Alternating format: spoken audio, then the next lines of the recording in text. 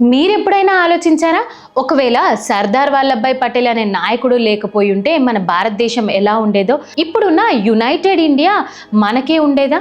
ఈ ప్రశ్న వినడానికి చాలా సింపుల్గా ఉన్నా దీని వెనుక మన దేశ చరిత్రను మార్చిన ఒక గొప్ప నాయకుడి త్యాగం, దూరదృష్టి మరియు గట్స్ దాగి ఉన్నాయి. ఆయన లేకపోయి ఉంటే ఈరోజు మనం చూస్తున్న ఇండియన్ మ్యాప్ వేరేలా ఉండేది. ఈరోజు మన దేశ చరిత్రలో ఒక అత్యంత కీలకమైన, కొంతవరకు వివాదాస్పదమైన అధ్యయనం గురించి తెలుసుకుందాం. ప్రిన్స్లీ స్టేట్స్ ఇండియాలో ఎలా ఇంటిగ్రేట్ చేశారు అనే దాని గురించి ఇప్పుడు మాట్లాడుకోబోతున్నాం. మన దేశానికి 1947లో స్వాతంత్రం వచ్చింది. కానీ ఆ ఆనందం వెనుక ఒక పెద్ద ఛాలెంజ్ దాగి ఉంది. బ్రిటిష్ ఇండియాలో దాదాపు 562 ప్రిన్స్లీ స్టేట్స్ ఉండేవి. ఆ సంస్థానాలు బ్రిటిష్ వారు వెళ్ళిపోతూ మీరు ఇండియాలో చేరుతారా, పాకిస్తాన్లో చేరుతారా, లేక స్వతంత్రంగా ఉంటారా అనే ఆప్షన్ ఇచ్చి వెళ్ళిపోయాయట. ఇప్పుడు ఊహించుకోండి, మన దేశం చిన్న చిన్న ముక్కలుగా వేరే వేరే రాజ్యాలుగా ఉండిపోతే ఎలా ఉండేదో. అప్పుడు మన దేశం బలహీనపడితే ఇంటర్నల్ సెక్యూరిటీ ఉండకపోయేది. ఈ భారీ సమస్య పరిష్కరించడానికి ఒక వ్యక్తి ముందుకొచ్చారట. ఆయనే సర్దార్ వల్లభాయ్ పటేల్. ఈ ప్రిన్స్లీ స్టేట్స్లో హైదరాబాద్ సంస్థానం ఒక ముఖ్యమైన కేస్ స్టడీ చేశారు. నిజాం నవాబ్ అయిన మీర్ ఉస్మాన్ అలీ ఖాన్ గారు హైదరాబాద్ను ఇండియాలో విలీనం చేయడానికి ఒప్పుకోలేదంట. దాదాపు ఒక సంవత్సరం పాటు 1947 ఆగస్టు నుంచి 1948 సెప్టెంబర్ వరకు హైదరాబాద్ను ఒక స్వతంత్ర దేశంలాగానే వ్యవహరించాడంట ఆయన. నిజాం హైదరాబాద్ను పాకిస్తాన్లో చేరాలని లేదా స్వాతంత్రంగా ఉండాలని ఆశపడ్డారట. అయితే సర్దార్ వల్లభాయ్ పటేల్ మాత్రం హైదరాబాద్ను ఇండియాకు పొట్టలో ఉన్న ఒక క్యాన్సర్ లాగా చూశారంట. ఎందుకంటే హైదరాబాద్ సంస్థానం ఇండియాలో మధ్యలో ఉంటుంది. అది పాకిస్తాన్లో చేరితే అది మన దేశ భద్రతకు తీవ్రమైన ముప్పు కలిగించేది. అందుకే పటేల్ ఏం చేశారంటే ఒక కీలకమైన కానీ ఒక కఠినమైన నిర్ణయం తీసుకున్నారు. ఆయన ఆపరేషన్ పోలో లాంచ్ చేశారంట.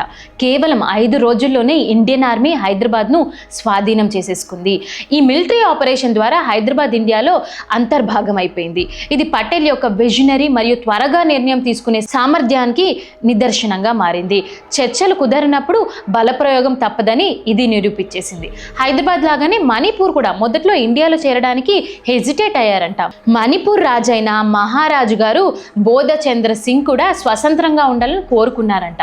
కానీ ఇక్కడ పటేల్ చాలా తెలివిగా వ్యవహరించారంట.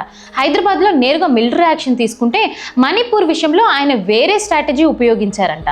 ఆయన అస్సాం గవర్నర్కి ఆదేశాలు ఇచ్చారంట. మణిపూర్ రాజును హౌస్ అరెస్ట్ చేయమని. రాజుకు బాహ్య ప్రపంచంతో ఎలాంటి సంబంధాలు లేకుండా చేసేశారంట. చివరికి మణిపూర్ రాజు విలీన పత్రాలపై సంతకం చేసే వరకు ఆ పరిస్థితి కొనసాగిస్తూనే ఉన్నారంట. ఇక్కడ డిప్లొమసీ ఉపయోగించారు మన పటేల్ గారు. చర్చలు పని చేయనప్పుడు ఆయన చర్చలు జారీపరిచారు. పని చేయనప్పుడు బలప్రయోగం చేశారు లేదా వ్యూహాత్మకత ఒత్తిడిని ఉపయోగించారు. ఇలా ఒక్కొక్కటిగా ఆయన 562 ప్రిన్స్లీ స్టేట్లను ఒక్క ఇండియాగా చూపించడం జరిగింది. ఆయన లేకపోయి ఉంటే ఈ దేశం ఎలా ఉండేదో ఊహించుకోవడానికే భయం కలుగుతుంది కదా. ఆయన లేకపోయి ఉంటే మనకి ఈరోజున్న దేశంలో 27% ప్రజలు కోల్పోయే వాళ్ళం. దాదాపు 77 కోట్ల సంపదను కోల్పోయే వాళ్ళం కూడా. మొత్తం 12,000 కిలోమీటర్ల రైల్వే స్టేషన్ లైన్స్ను కోల్పోయే వాళ్ళం. పటేల్ కేవలం భూభాగాన్ని ఏకం చేయలేదు, ఆయన మన భారతదేశాన్ని నిర్మించారు.